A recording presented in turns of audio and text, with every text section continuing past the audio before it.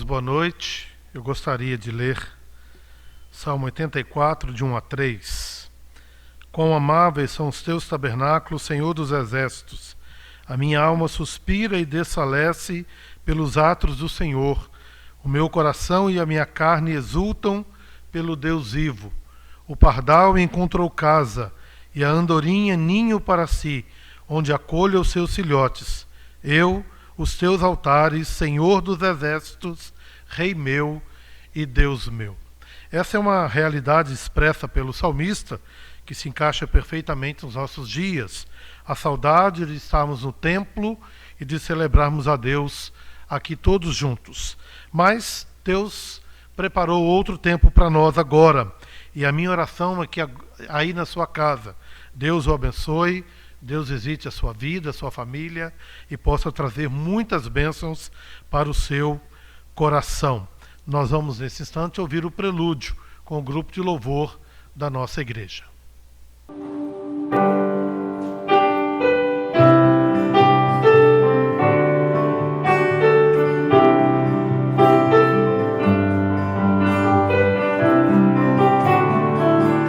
Não tenha sobre ti um só cuidado, qualquer que seja,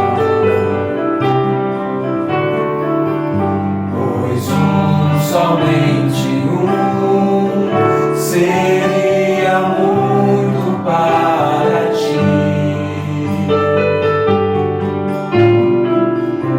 É meu, somente meu, todo trabalho, e o teu trabalho é descansar em mim. É meu, somente meu, todo trabalho, e o teu trabalho é descansar em mim. Não temas quando enfim tiveres que tomar decisão.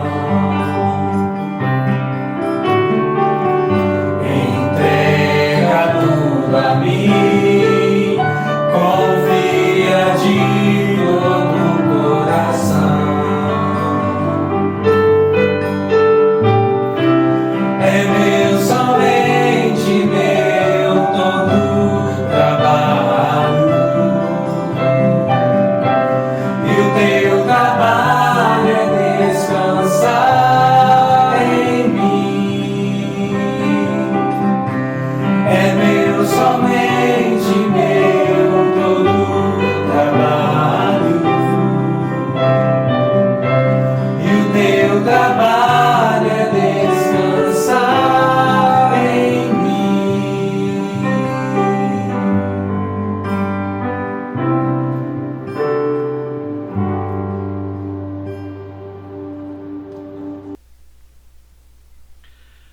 Queridos irmãos, eu gostaria que vocês ainda pudessem abrir a Bíblia no Evangelho de João, capítulo 11. Evangelho de João, capítulo 11, versos 25 a 27. Disse-lhe Jesus: Eu sou a ressurreição e a vida.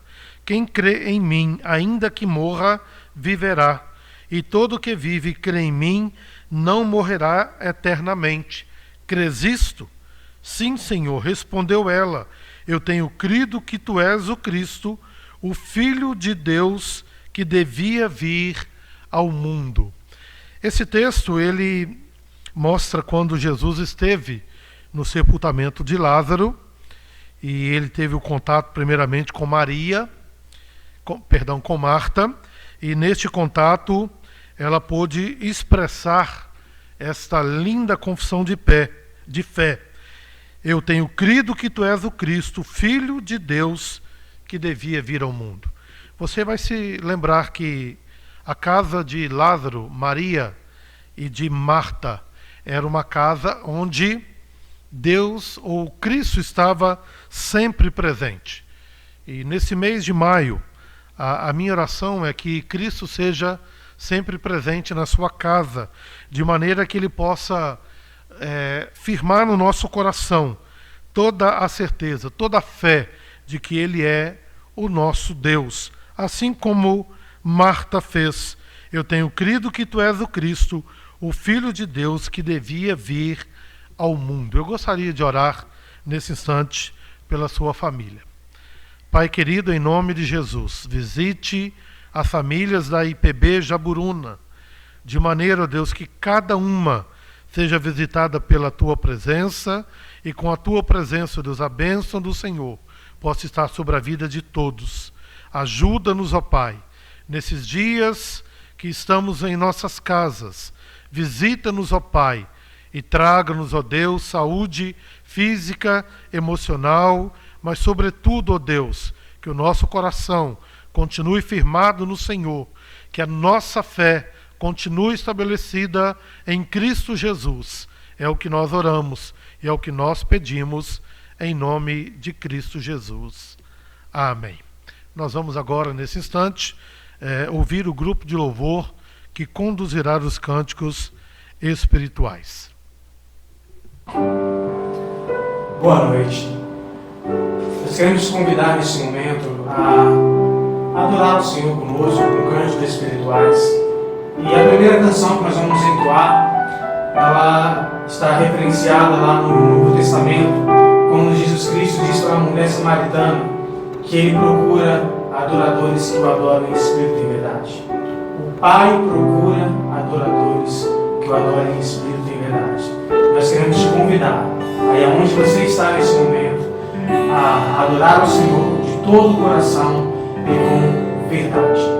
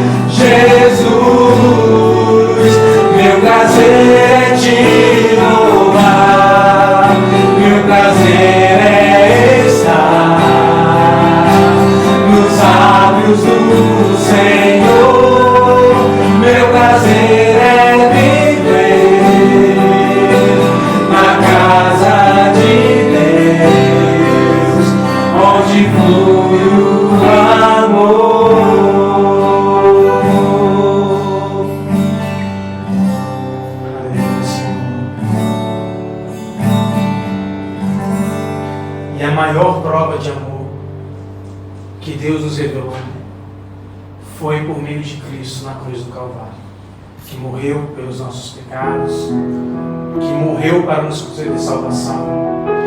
E por isso, Ele é o Cordeiro Santo de Deus, que merece toda a honra, toda a glória. E nós vamos cantar isso agora.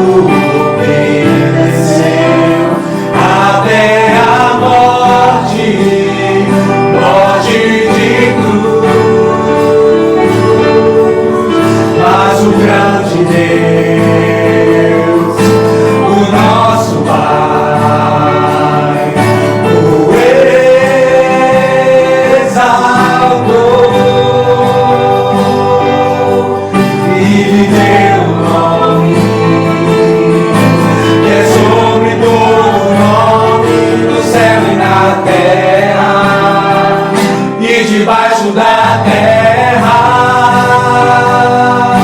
ao nome de Jesus, todo joelho se dobrará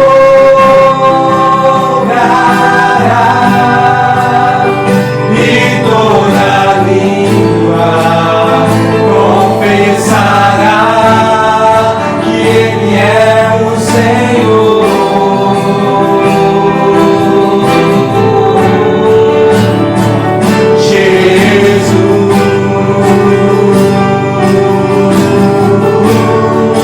Nome sobre todo nome, nome sobre todo nome, Jesus.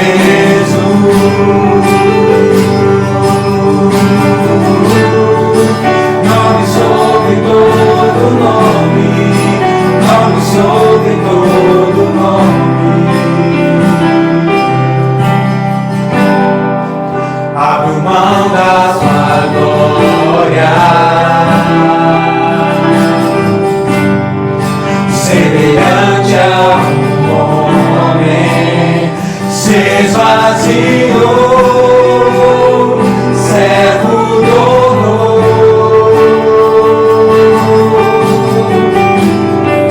e assim mesmo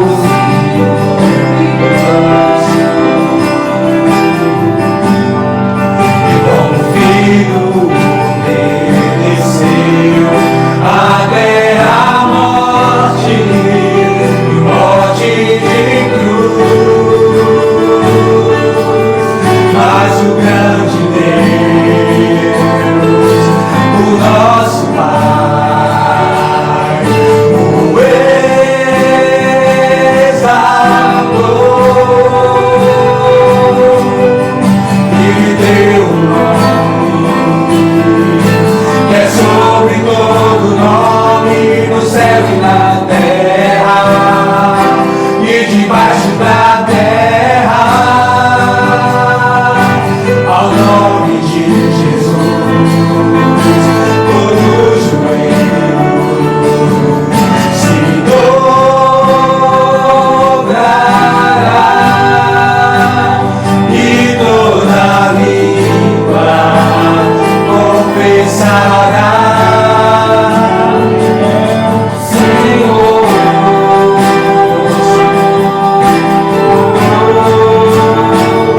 Jesus.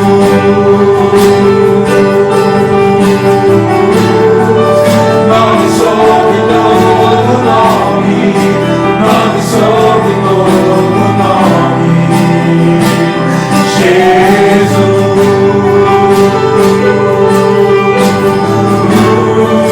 Nome sobre todo nome, nome sobre todo nome, seu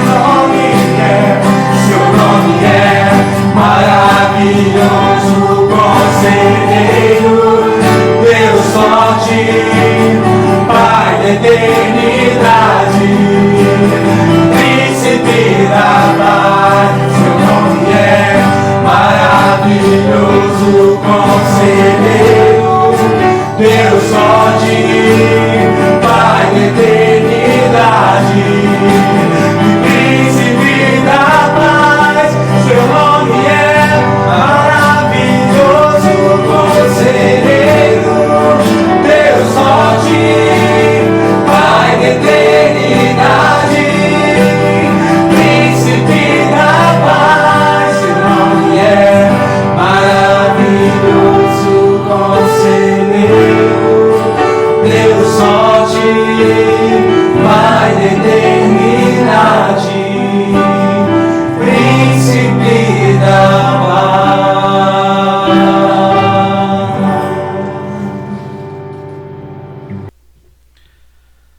Queridos irmãos, nós vamos meditar na palavra do Senhor.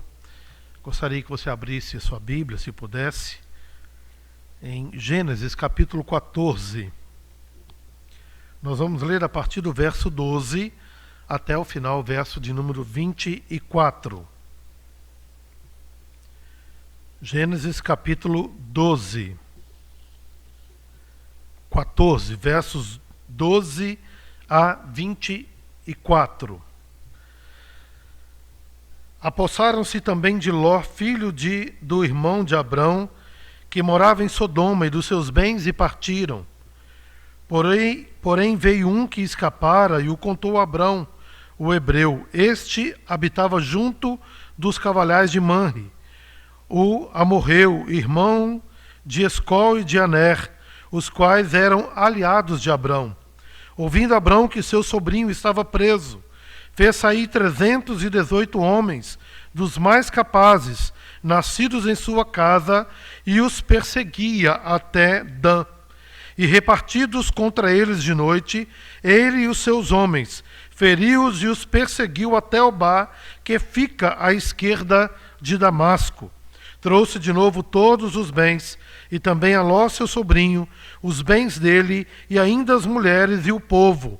Após voltar Abrão de ferir a Quedorlaomer e os reis que estavam com ele, saiu-lhe ao encontro o rei de Sodoma, no vale de Savé, que é o vale do rei. Melquisedeque, rei de Salém, trouxe pão e vinho, era sacerdote do Deus Altíssimo. Abençoou ele a Abrão e disse: Bendito seja Abrão pelo Deus Altíssimo, que possui os céus e a terra. E bendito seja o Deus Altíssimo, que entregou os teus adversários nas tuas mãos. E de tudo lhe deu Abrão o dízimo. Então disse o rei de Sodoma a Abrão: Dá-me as pessoas, e os bens ficarão contigo. Mas Abrão lhe respondeu: Levanto a mão ao Senhor, o Deus Altíssimo, o que possui os céus e a terra, e juro que nada tomarei de tudo que te pertence, nem um fio, nem uma correia de sandália, para que não digas: eu enriqueci a Abrão. Nada quero para mim, senão que os rapazes comeram, e a parte que toca aos homens, Aner, Escol e Manre, que foram comigo, estes que tomem o seu quinhão. Vamos fechar os olhos e vamos orar.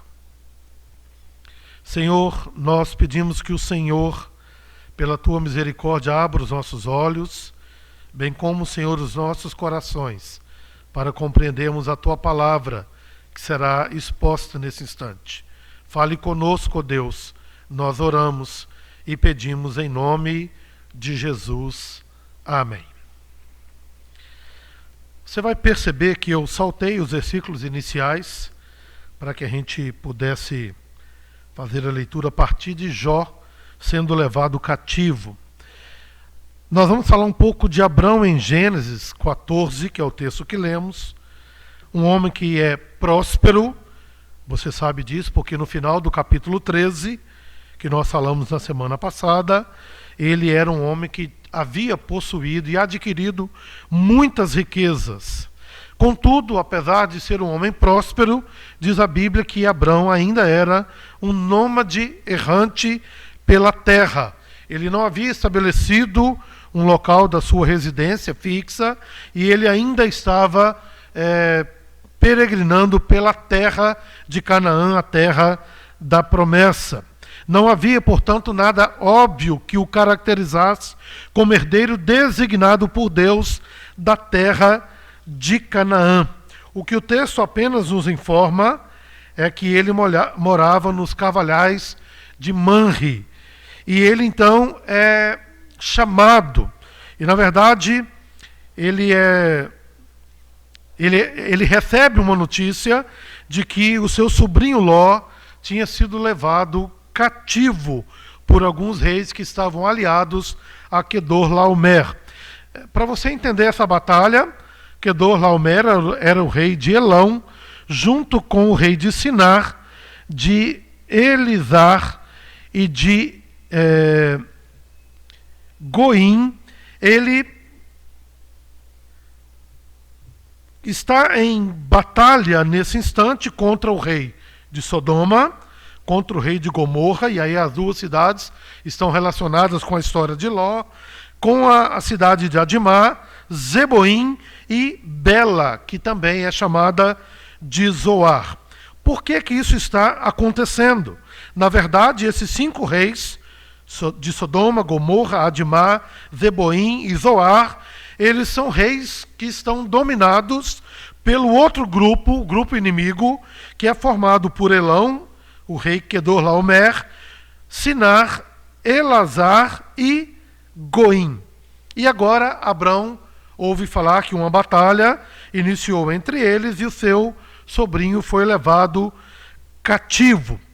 Nesse episódio de Gênesis 14, nós vamos perceber que Abrão ele é colocado como um representante de Deus na terra, como um rei da terra, como alguém que exerce domínio sobre toda a terra, apesar de que isso não aconteceu de fato e de verdade, por causa da terra que ele ainda não havia tomado posse definitivamente, mas ele é colocado como Deus, por Deus, como este que representa o rei de toda a terra. A gente pode dizer que o capítulo 14 é o texto que fala da glória revelada de Abrão. Depois de alguns episódios, e eu creio que você pode se lembrar comigo, o capítulo 11, na parte final, Abrão ele está sendo preparado com a sua família para abandonar a sua casa, a sua terra, e ir para a terra que Deus tinha designado. Capítulo 12, ele então ouve a promessa de terra e de descendência, e ele sai numa caminhada de fé. Capítulo 12 ainda mostra que ele foi testado por Deus quando veio fome sobre a terra. E diante da pobreza ele sucumbiu, indo até a terra do Egito para poder receber suporte, né, e sustento ali naqueles dias. Deus novamente chama Abrão, fala ao seu coração, e o capítulo 13 então nos mostra que ele agora volta para a terra prometida, nesta caminhada de fé, e ele então passa no capítulo 13 pela prova não da pobreza mais, mas agora da riqueza. E ele então é aprovado, porque Deus vai enriquecê-lo, não mais dependendo do Egito. E nós chegamos então agora no capítulo 14, quando ele é colocado como esse representante da terra. Ele é um homem próspero, ele é um homem que possui muitas riquezas, mas ele ainda não tomou posse daquela terra. Quando ele ouve falar do seu sobrinho Ló, nós estamos, na verdade, falando de uma campanha militar. Está aí no capítulo 14, do versículo 1 até o versículo 11. Essa batalha ela é típica, ou uma típica campanha militar do Antigo Oriente Próximo. Por quê? Porque naquele tempo funcionava da seguinte maneira: reis poderosos coligavam com outros reis menores e então tomavam toda uma região, os seus reis e as suas terras. E foi isso que aconteceu. Agora, esses que foram dominados se rebelam contra aqueles que dominaram, que é o que o capítulo 14 nos fala, que depois de terem servido durante 12 anos ao rei Quedorlaomer, eles se rebelaram contra ele. E eles então partem contra essas nações, só que esse rei, mais sorte, com a aliança que ele havia estabelecido, ele reconquista esses povos. E nessa reconquista acontece o fato de que Ló, ele então foi levado cativo por aquele rei. Essa notícia chega aos ouvidos de Abrão. E Abrão, ele então é colocado mais uma vez em prova. Nessa batalha, a autoridade de um dominador era sempre colocada em prova. Esses reis dominados colocam em prova o poderio ainda deste rei dominador. Este grande rei, aliado com os seus vassalos, ele reúne com os seus reis contra os vassalos de outro lado, e então se dá esta batalha. Capítulo 14, você percebe que Abrão ele é chamado para socorrer Ló cativo dessa batalha. Mas se você continuar lendo o texto, do capítulo 15 até o 19, mais uma vez Deus levanta Abrão como representante do seu povo para poder cuidar do seu sobrinho Ló. E isso acontece porque Deus já determinou no coração destruir a cidade de Sodoma e Gomorra. E você perceberá que Abrão se coloca na brecha diante de Deus, falando: Senhor, se tiver 50, o Senhor não livra? Se tiver 45, se tiver 30, se tiver 20, se tiver 10, Senhor, e se tiver 5, até que Deus então fala: olha, eu vou destruir essa cidade. E ele vai buscar Ló, e nós sabemos muito bem da história. A sua mulher olha para trás, se transforma numa estátua de sal, desobedecendo a voz de Deus e a ordem do Senhor, e ele então parte com as suas filhas para uma outra terra, e ele vê toda a destruição daquela cidade. Abrão está cuidando do seu sobrinho, não só no caso dessa rebelião, mas ele fará isso nos capítulos que ainda virão. E no capítulo 18, versículo 23, tem uma pergunta que ela é fundamental, não só para entendermos essa história, mas para entendermos a nossa história no decorrer de toda a Bíblia. Capítulo 18, versículo 23. E aproximando-se a ele, disse: destruirás o justo com o ímpio? Essa é uma pergunta que, na verdade, ela é repetida até os dias de hoje.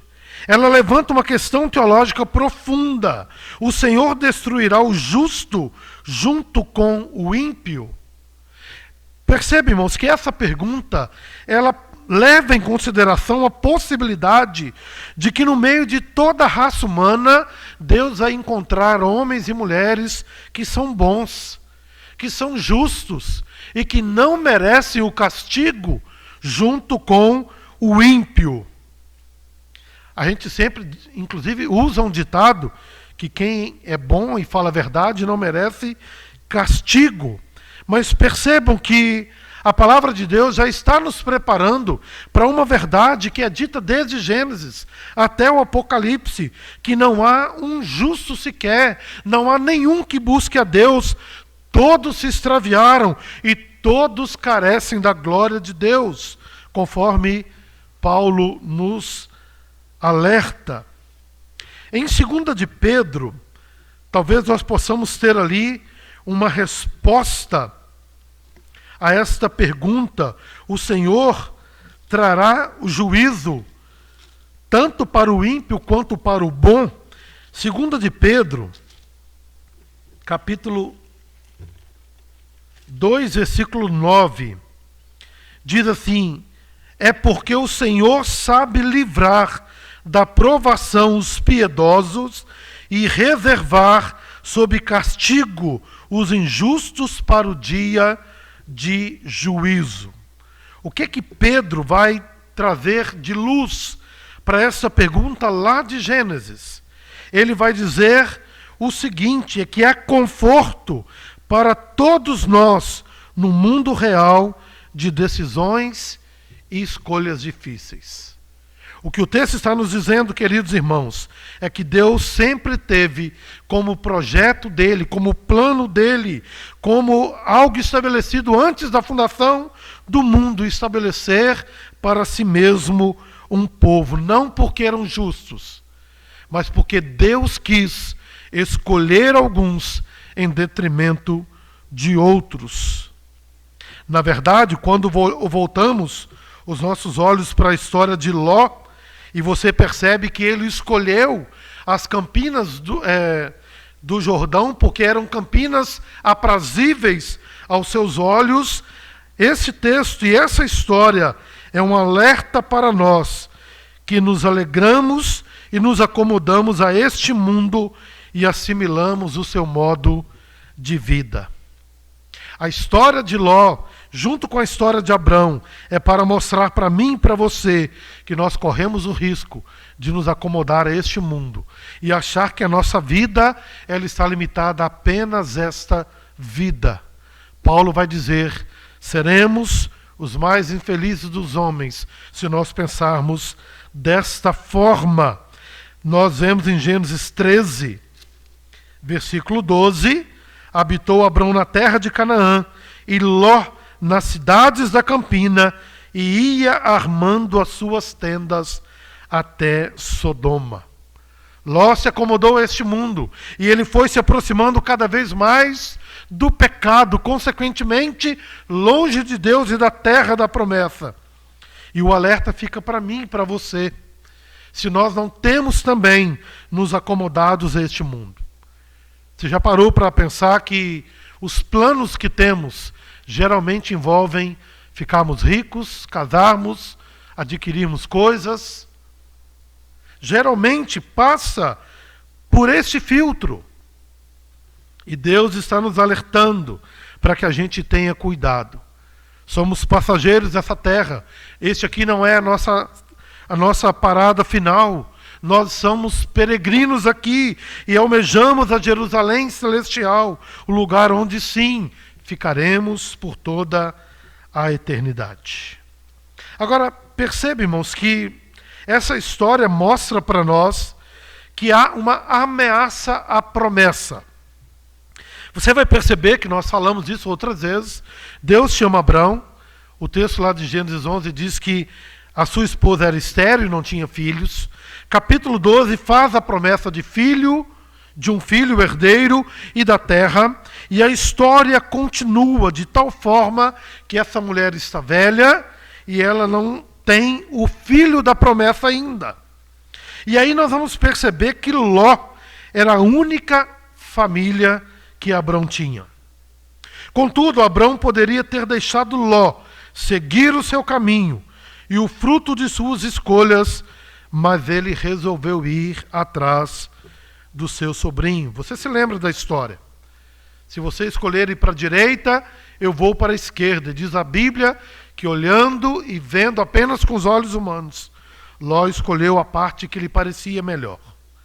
E Abrão poderia simplesmente deixar à mercê da sua escolha, mas não. Ele resolve ir atrás do seu sobrinho e trazer o seu sobrinho novamente para o convívio dele. Abraão estava correndo um risco considerável. Você vai perceber que o grupo que levou Ló formava uma grande aliança. Eram 4 reis poderosos contra reinos menores. Um poderio grande de exército contra um poderio não tão forte desta maneira, da mesma maneira. Ele está correndo um risco. Você vai perceber ainda no verso de número 1 que Anrafel é rei de Sinar, capítulo 14, versículo 1, ou seja, o rei da Babilônia. Sinar é a região onde os homens pararam e falaram, vamos edificar uma torre. E diz o texto que aquele lugar ficou chamado Babel. Sinar ficou chamado de Babel. Babel, Babilônia. Essa Babilônia é a mesma que conquistou Israel mais tarde, muitos séculos depois. E agora você vai para o Apocalipse e a Babilônia é uma representatividade, ou uma representação de tudo aquilo que é mal, que se levanta contra o reino de Deus. Abrão está correndo risco, juntamente com ele, a promessa de Deus. E a pergunta que nós fazemos ao texto, se nós parássemos aqui, seria: como será isso? Você percebe que, apesar de escolher os melhores, o texto diz lá, verso 14, ouvindo Abrão que seu sobrinho estava preso, fez sair 318 homens, dos mais capazes, nascidos em sua casa. Mas você há de convir comigo que 318, por mais preparados que estejam, ainda é um grupo tão pequeno para enfrentar um exército tão poderoso. Abrão fez inimigos poderosos e suas forças desprezivelmente pequenas. Como se dará isso? Qual o desfecho dessa história? Nós precisamos parar de novo e fazer mais uma reflexão para a minha vida e para a sua vida. Como que intervimos em uma situação como essa? A nossa decisão A pergunta é para mim e para você, como que eu e você faríamos com a notícia de que o seu sobrinho foi levado por um poderoso exército? Como tomar a decisão? O que fazer nessa hora? E nós precisamos responder pelo menos duas perguntas. Primeira pergunta, essa pessoa merece a minha ajuda? E se você olhar para a história de Ló, você vai perceber como Abrão certamente percebeu que não era digno de ser ajudado. Mas tem uma segunda pergunta. Posso ajudá-lo sem que haja qualquer risco ou inconveniência para mim mesmo?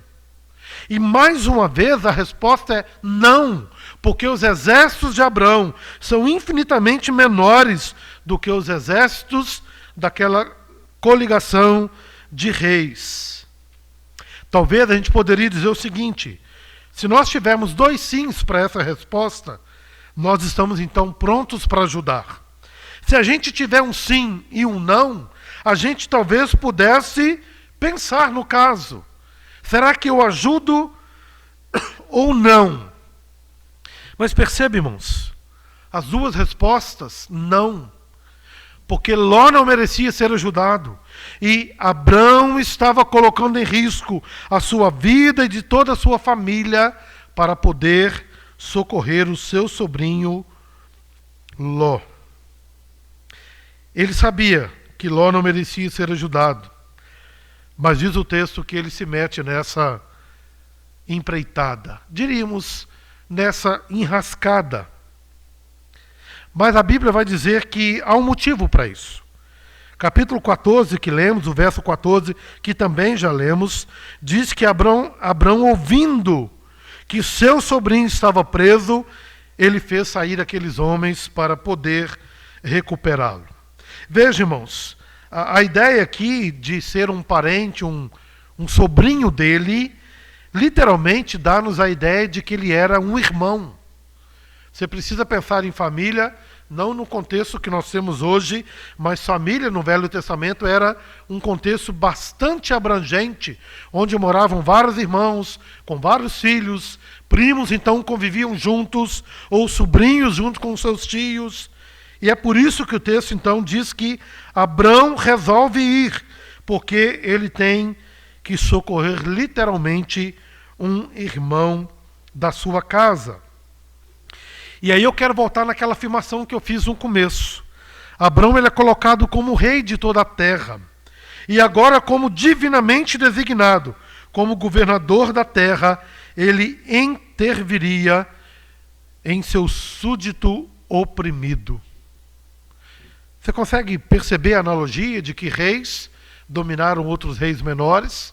E agora há cativos, há súditos do lado dominado, e Abrão se coloca como rei de toda a terra, portanto, todos os demais são seus súditos, mas ele se levanta para socorrer um súdito. Diz o texto que em Dan ele conquistou a vitória, ele resgatou Ló e ele voltou com os espólios, entregando todos os bens e todas as pessoas para aqueles 5 reis que ficaram durante mais de 12 anos, oprimidos por aquela aliança entre reis poderosos. Abrão faz isso. Mas eu quero parar mais uma vez a nossa história. Eu gostaria que você pensasse comigo que nós temos aqui, neste momento, o fato de Abrão sair em resgate do seu sobrinho Ló. Temos aqui uma figura de Cristo. E a pergunta que a gente faria para Jesus, para ele vir ao nosso encontro para nos salvar, as duas perguntas anteriores: merece ser salvo? Há alguma implicação, há algum risco, algum perigo em fazer isso em prol deste? E mais uma vez, irmãos, a resposta é duplamente não. Não, nós não merecíamos, mas diz o texto que Deus enviou o seu único filho para morrer em nosso lugar. Havia um preço a ser pago? Sim, havia um preço muito alto. Não foi sem dor e não foi sem sofrimento, não foi sem sacrifício que Jesus foi levado à cruz do Calvário. A palavra de Deus diz que ele foi rejeitado. E eu, portanto, faço a pergunta para você: não foi esta a grande intervenção de Deus na história? Você vai se lembrar que nós falamos que Abraão ele é um tipo de Cristo, que ele representa, numa medida certamente muito inferior a Cristo. Agora, Romanos capítulo 5, versículo 8, vai falar dessa grande intervenção da história. Romanos capítulo 5, versículo 8, diz o seguinte: mas Deus prova o seu próprio amor para conosco, pelo fato de ter Cristo morrido por nós, sendo nós ainda pecadores. Você se lembra ainda das duas perguntas? Merecíamos ser salvos? O texto está dizendo não, porque éramos pecadores. A segunda pergunta: há um risco em ir para resgatar esses que não merecem? O texto está dizendo também: ter Cristo morrido por nós. Essa sim, irmãos, foi a maior intervenção de toda a história humana. Temos aqui mais uma vez uma figura de Cristo sendo trazida aos nossos corações.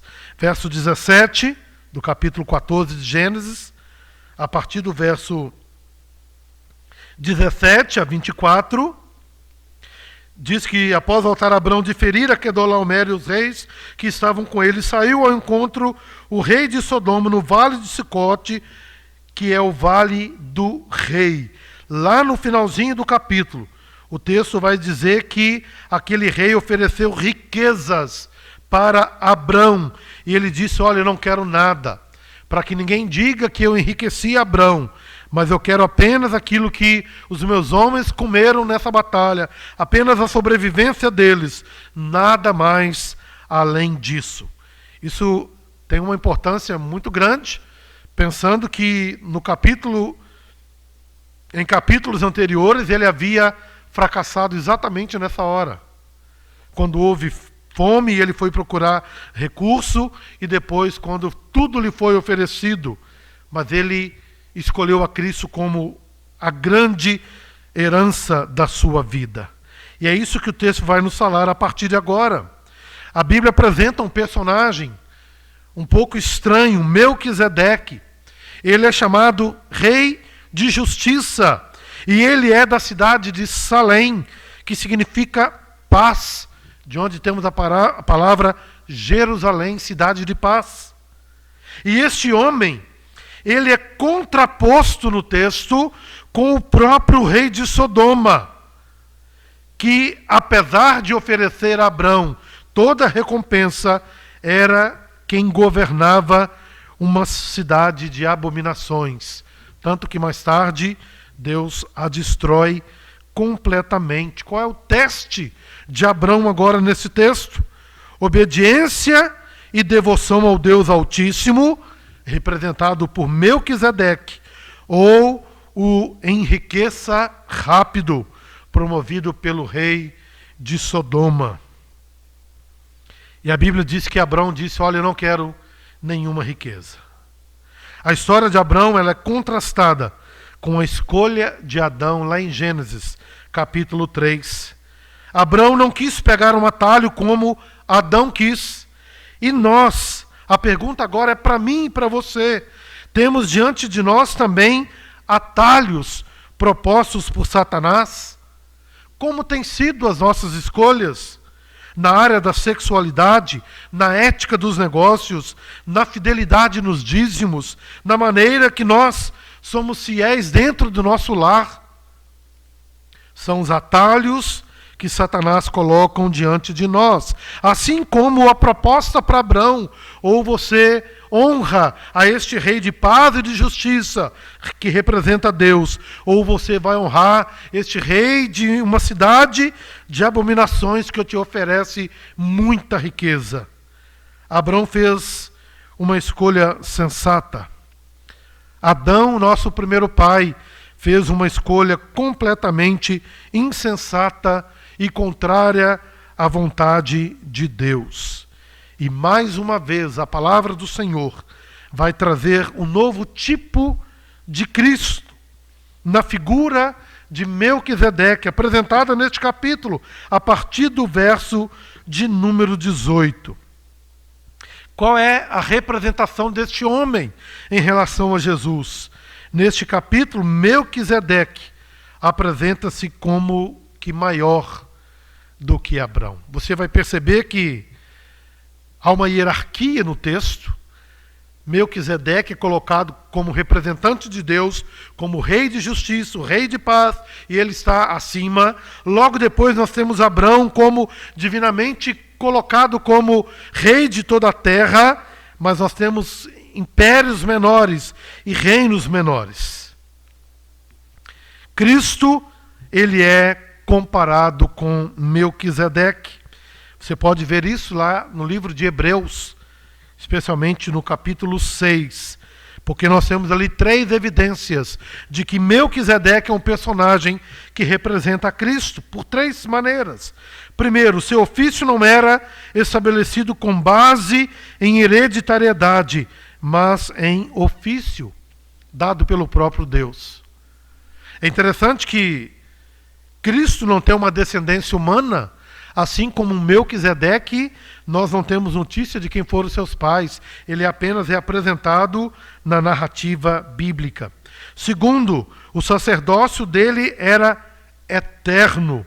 E terceiro, o seu sacerdócio, além de eterno, era superior. E a gente pergunta, mas por que um sacerdócio superior?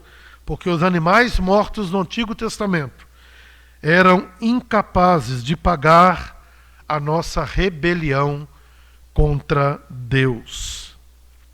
Miqueias capítulo 6, versículos de 6 a 7, vai dizer isso. O que Deus requer de nós?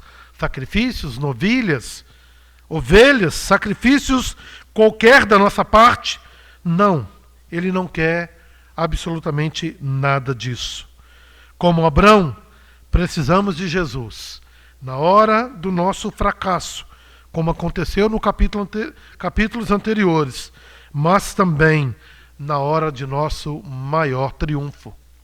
Quando ele tem uma grande conquista, ele mesmo assim escolhe ficar ao lado do Senhor e servir e honrar ao seu Deus.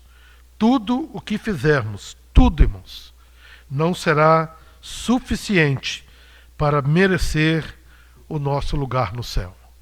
Eu quero encerrar lembrando que a conquista de Abraão contra aqueles reis prefigura Cristo vindo até nós e resgatando-nos, mesmo sendo pecadores, mesmo não merecendo, e mesmo que Cristo tivesse que passar por tudo que ele passou por nós.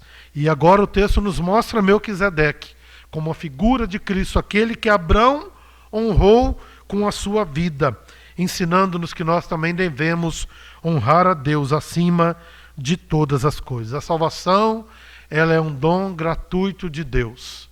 Que sejamos todos os dias agradecidos ao Senhor por Ele ter vindo até nós, e que nessa caminhada nossa de fé, Ele veio trazer a esperança, mais do que esperança, a plena certeza de que estaremos com Ele, não porque temos qualquer merecimento, mas pela manifestação da sua misericórdia e graça sobre a nossa vida. Que Deus nos abençoe em nome de Jesus. Vamos orar. Pai querido, louvamos-te mais uma vez nessa noite e rogamos, Senhor, que continue falando aos nossos corações. Que tenhamos, ó Deus, o entendimento de que Abraão representando a Cristo veio até nós, sendo nós ainda pecadores, diz a tua palavra, e nos amou, ó Deus, de uma forma extraordinária, sofrendo em nosso lugar, para que pudéssemos usufruir da bênção da vida eterna.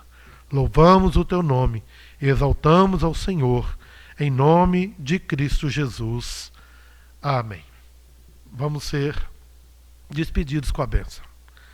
Que a graça do nosso Senhor e Salvador Jesus Cristo, o amor de Deus, o nosso eterno Pai, e as eternas consolações do Santo Espírito de Deus estejam sobre a vida de todos nós, hoje e para todos sempre.